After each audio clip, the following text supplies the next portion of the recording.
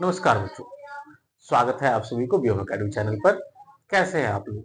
उम्मीद करता हूं कि आप लोग अच्छे होंगे और आपकी पढ़ाई एकदम जोर शोर से चल रही होगी। बच्चों, आज हम लोग क्लास 10th का चैप्टर 10 जो कि है सर्कल, वृत्त, उस वृत्त के जितने भी थ्योरम है, आज हम उस थ्योरम को सॉल्व करने वाले हैं। बच्चों, सबसे पहला थ्योरम जो 10.1 है, प्रमेय 1 कह रहा है कि वृत्त के किसी बिंदु पर स्पर्श रेखा स्पर्श बिंदु से जाने वाली त्रिज्या पर लंब है।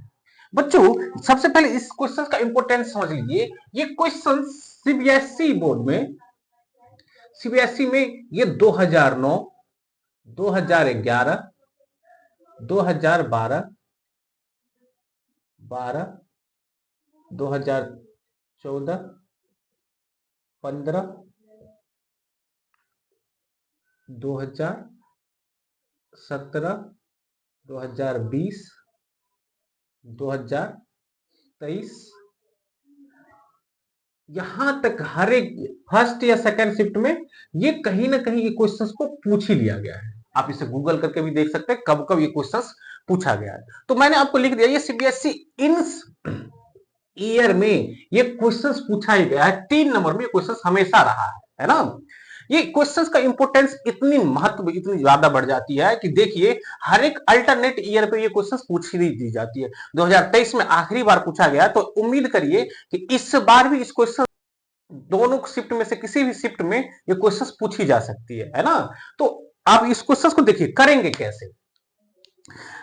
कह रहा है क्वेश्चंस वृत्त के किसी बिंदु पर, तो सबसे पहले जब ये क्वेश्चंस कह दिया सर्कल, तो आप एक सर्कल को बना लीजिए, है ना। पहले हमने क्या किया, एक वृत्त बना लिया, एक सर्कल बना लिया, है ना। कह रहा है कि वृत्त के किसी बिंदु पर, तो देखिए बच्चों ये एक सर्कल है। सर्कल जो होता है अनंत बिंदुओं के मेल से मिलकर बना हुआ होता है। अनंत कई सारे बिंदु ऐसे करके मिली हुई होती है, तब एक सर्कल कंप्लीट होता है। तो कहता है कि इसमें से कोई एक बिंदु पर क्या होता है कि कोई एक बिंदु से एक स्पर्श रेखा गुजरती है। स्पर्श रेखा का सेंस ये हुआ कि स्पर्श वृत्त को कहीं पे टच करके चला जाए। अगर कोई भी रेखा ऐसे करके ये काटती हुई चली जाए, उसको हम प्रतिच्छेदी रेखा कहते हैं। ये स्पर्श रेखा नहीं हुआ। स्पर्श का मतलब क्या होता है कि वृत्त के किसी एक बिंदु से स्पर्श करते हुए निकल जाए, तो ये एक स्पर्श रेखा है ना। और ये स्पर्श रेखा के बिंदु है, स्पर्श बिंदु जिसे हम कहते हैं P, और यह इसका नाम X है और इसका नाम Y है ना बच्चों। बच्चों अब क्या कह रहा है, जब ये सर्कल है तो इस सर्कल का क्या होगा, एक केंद्र होगा। जी हाँ, आप कहोगे जी इसका केंद्र होगा। इस केंद्र का नाम O दे दिया हमने, O। अब यहां से जब इस पे इस त्रिज्या को इस स्पर्श बिंदु से मिलाते हैं, ये स्पर्श बिंदु से मिलाते हैं, तो क्वेश्चंस कहती है वृत्त के किसी बिंदु पर, वृत्त के किसी बिंदु, जैसे हमने यहां पे ले लिया P बिंदु पर स्पर्श रेखा स्पर्श बिंदु से जाने वाली त्रिज्या पर लंब होगी। अब यहां से स्पर्श रेखा है, अब यहीं से अगर कोई एक रेखा खींची जाए जो कि एक त्रिज्या होती है, वो इस पे लंब होगी। ये आप प्रूफ करके बताओ, है ना। तो जब आपको ये प्रूफ करने के लिए दिया जाए, तो सबसे पहले हम क्या करेंगे, दिया गया है लिखते हैं। तो दिया गया क्या है बच्चों, इसको लिखिए पहले, दिया गया क्या है। तो कहेंगे, आप लिखिएगा कि O केंद्र वाला एक वृत्त है जिसकी स्पर्श रेखा कौन है बेटा, तो आप कहोगे एक्स वाई, है ना। और P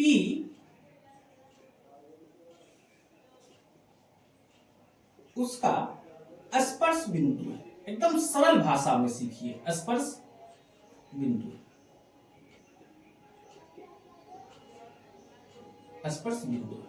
है ना बेटा। तो जब आप इसको क्या करना है, इसको परपेंडिकुलर प्रूफ करना है, तो हमें सिद्ध क्या करना है,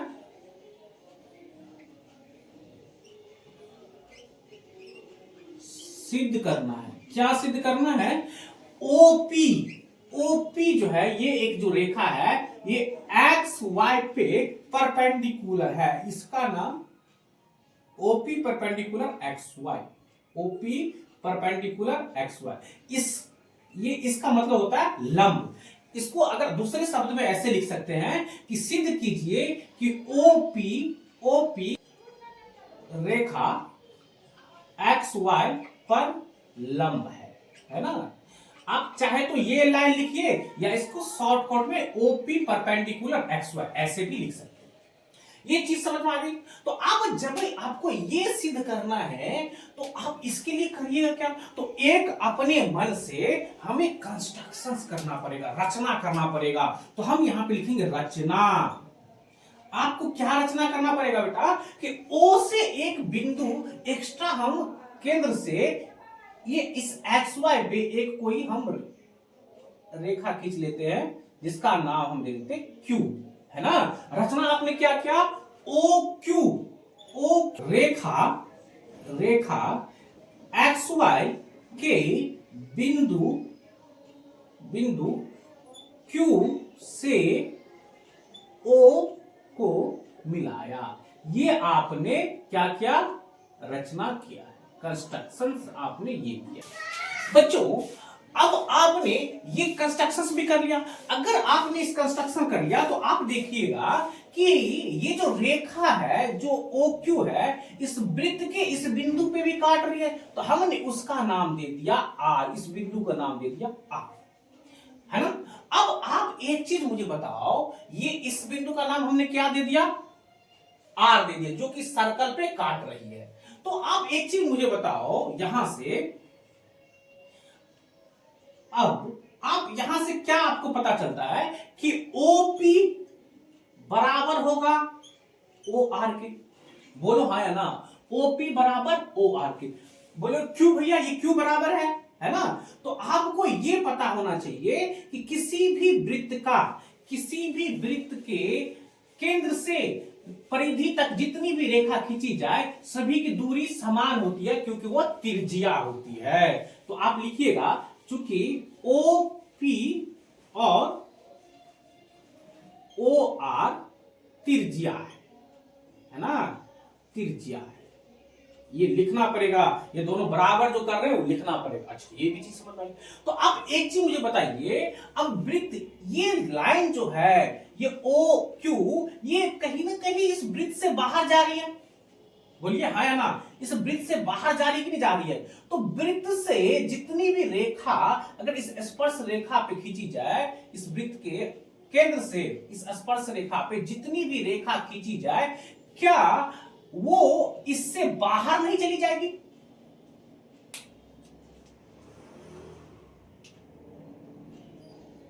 फिर से समझिए, देखिए अगर आप यहां पे ये रेखा खींच दीजिए, ये जो ऐसी रेखा खींची है, तो इस स्पर्श रेखा पे सभी रेखाएं क्या है कि इससे बाहर जाती हुई चली जाएगी। स्पर्श रेखा पे जितने, यहां से ये खींचिए तो भी ये बाहर गई, ये खींचे तो भी ये बाहर गई, ये खींचे तो भी ये बाहर गई। और जो भी रेखाएं सर्कल से बाहर चली जाए तो क्या इससे बड़ी नहीं होगी, क्या इस वाली रेखा से बड़ी, क्योंकि ये जो रेखा है वो इसको छू रहा है, इसको स्पर्श रेखा इसके अंदर ही है, इस सर्कल के अंदर ही है। और बाद बाकी जितने भी रेखा खींचते हम जा रहे हैं वो धीरे धीरे बाहर होती हुई चली जा रही है। तो ये बाहर होती हुई चली जाएगी, तो इसका मतलब आप ये कहोगे कि OP जो है, यहां से अब आपको क्या समझने को मिलता है कि OP, अब इसको एक चीज मुझे बता दो, आप एक चीज मुझे बताओ, क्या OQ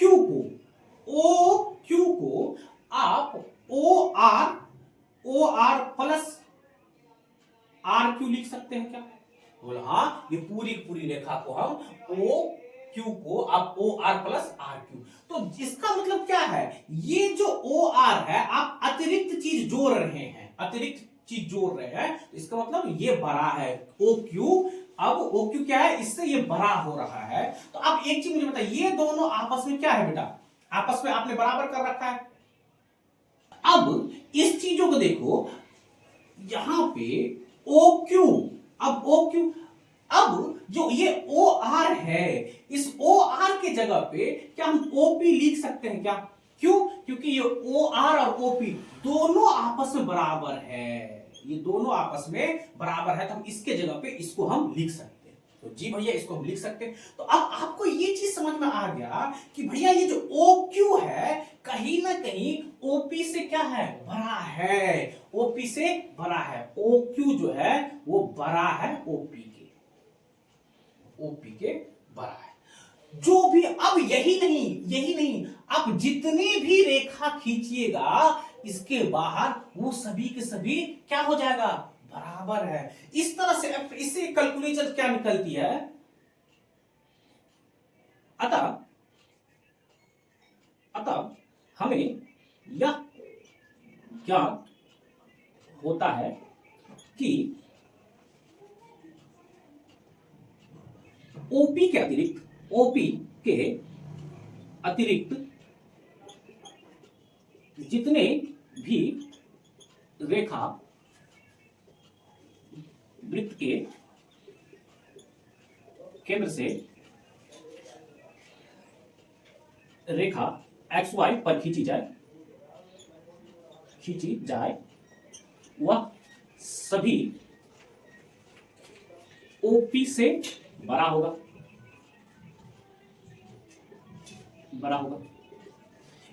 अब समझ गए कि इसके अलावा जितनी भी रेखा खींची, चाहे यहां ये खींचिए, जितनी भी रेखा खींची जाए ये इससे बड़ा हो गया।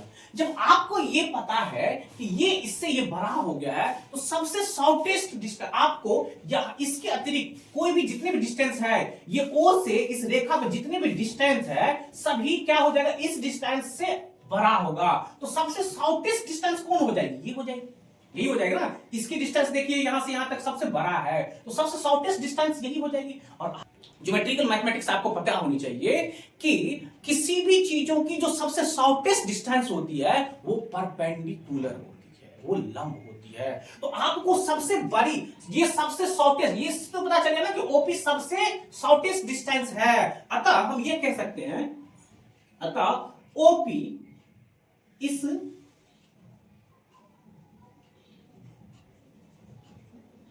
रेखा XY का सबसे न्यूनतम दूरी वाला रेखा है। और जब ये आपको ये चीज पता चल गया कि सबसे न्यूनतम दूरी है, तो आप ज्योमेट्रिकल मैथमेटिक्स से आपको ये पता होनी चाहिए कि OP, ये प्रूव हो गया और कुछ भी नहीं, OP XY पे लंब है, OP XY पे लंब है। OP अतः OP proof XY, OP perpendicular XY।